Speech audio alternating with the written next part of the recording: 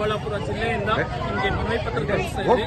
ವಿದ್ಯಾರ್ಥಿಗಳಿಗೆ ಸುಮಾರು ತೊಂದರೆಗಳಿದೆ. ಅದರಲ್ಲಿ ಹಾಸ್ಟೆಲ್ ಮೇನು. ವಿದ್ಯಾರ್ಥಿಗಳಿಗೆ ಸರಿಯಾಗಿ ಊಟದಲ್ಲಿ ಮೊನ್ನೆ ಸಿಕ್ಕಂತ ಈ ಹಾಸ್ಟೆಲ್ ಅಲ್ಲಿ ವಿದ್ಯಾರ್ಥಿಗಳಿಗೆ ಊಟದಲ್ಲಿ ಹುಳ ಸಿಕ್ಕಿದೆ. ಆಮೇಲೆ ಸರಿಯಾಗಿ ಹಾಸ್ಟೆಲ್ ಕೊರತೆಗಳು ತುಂಬಾ ಇದೆ. ಬಸ್ಸು ಗ್ರಾಮೀಣ ಭಾಗದಲ್ಲಿ ಬಸ್ಸುಗಳು ತುಂಬಾ ಕಮ್ಮಿ ಇದೆ. ಇವತ್ತು ವಿದ್ಯಾರ್ಥಿಗಳು ಸರಿಯಾಗಿ ಕಾಲೇಜ್ಗೆ ಬರ್ತಾ ಇಲ್ಲ. ಸರ್ಕಾರಿ ಇಲಾಖೆಗೆ ಕಾಲೇಜ್ಗೆ ವಿದ್ಯಾರ್ಥಿಗಳು ಎಲ್ಲ ಬಂದು ಸೇರ್ತಾ ಇದ್ದಾರೆ. ಆದ್ರೆ ವಿದ್ಯಾರ್ಥಿಗಳು ಕರೆಕ್ಟ್ ಆಗಿ ಅಟೆಂಡೆನ್ಸ್ ಸಿಗ್ತಾ ಇಲ್ಲ. ಮೇನ್ ಕಾರಣ ಬಸ್ಸುಗಳು. ಮೂರನೇದು ಸ್ಕಾಲರ್ಶಿಪ್. ವಿದ್ಯಾರ್ಥಿಗಳು ತುಂಬಾ ರೈತ ವಿದ್ಯಾರ್ಥಿಗಳಿದ್ದಾರೆ, ಮತ್ತೆ ಬಡ ವಿದ್ಯಾರ್ಥಿಗಳಿದ್ದಾರೆ. ಅವ್ರಿಗೆಲ್ಲ ಸ್ಕಾಲರ್ಶಿಪ್ ಇರಲಿಲ್ಲ, ಮೂಲಭೂತ ಸೌಕರ್ಯಗಳಿಲ್ಲ. ಸೊ ಈ ಕಾರಣದಿಂದ ಅಖಿಲ ಭಾರತೀಯ ವಿದ್ಯಾರ್ಥಿ ಪರಿಷತ್ ಚಿಕ್ಕಬಳ್ಳಾಪುರ ಜಿಲ್ಲೆ ವತಿಯಿಂದ ನಿಮಗೆ ಮನವಿ ಸಲ್ಲಿಸ್ತಾ ಇದ್ದೀರಿ. ಈ ಮನವಿನ ನೀವು ತಕ್ಷಣ ಯಾವ ಸರ್ಕಾರ ಇಲಾಖೆಗೆ ತಲುಪಿಸಿರೋ ಏನೋ ಗೊತ್ತಿಲ್ಲ. ಇದನ್ನ ನಮ್ಮ ಸಂಬಂಧ ಇಲಾಖೆಗೆ ತಲುಪಿಸಿ ಇದನ್ನ ನಮಗೆ ಬೇಗ ಪ್ರತಿಕ್ರಿಯೆ ಕೊಡಬೇಕು.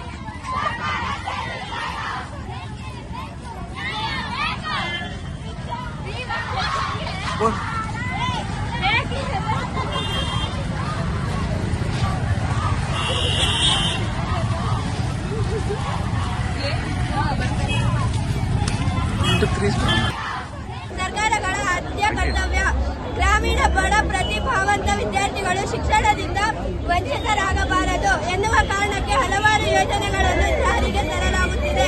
ಆದರೆ ಅವುಗಳ ಸಮರ್ಪಕ ಅನುಷ್ಠಾನವಾಗಿದೆ. ವಿದ್ಯಾರ್ಥಿಗಳು ತೊಂದರೆ ಅನುಭವಿಸುವಂತಾಗಿದೆ. ರಾಜ್ಯದಲ್ಲಿ ಆಡಳಿತ ಮಾಡುತ್ತಿರುವ ರಾಜ್ಯ ಸರ್ಕಾರ ವಿದ್ಯಾರ್ಥಿಗಳಿಗೆ ಸರಿಯಾದ ಹಾಸ್ಟೆಲ್ ವ್ಯವಸ್ಥೆ ಹಾಗೂ ವಿದ್ಯಾರ್ಥಿ ವೇತನವನ್ನು ನೀಡದೆ ಬಡ ಪ್ರತಿಭಾವಂತೆ ವಿದ್ಯಾರ್ಥಿಗಳಿಗೆ ಅನ್ಯಾಯ ಮಾಡುತ್ತಿದೆ.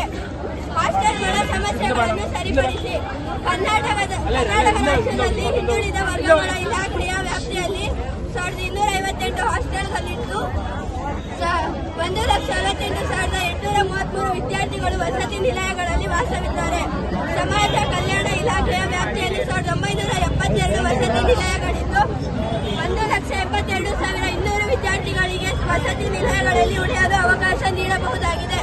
ಆದರೆ ಕರ್ನಾಟಕ ರಾಜ್ಯದಲ್ಲಿ ಹಿಂದಿನ 3 ವರ್ಷಗಳ ಸರ್ಕಾರದ ವರದಿ ಪ್ರಕಾರ ಅರ್ಜಿ ಸಲ್ಲಿಸಿದೆ.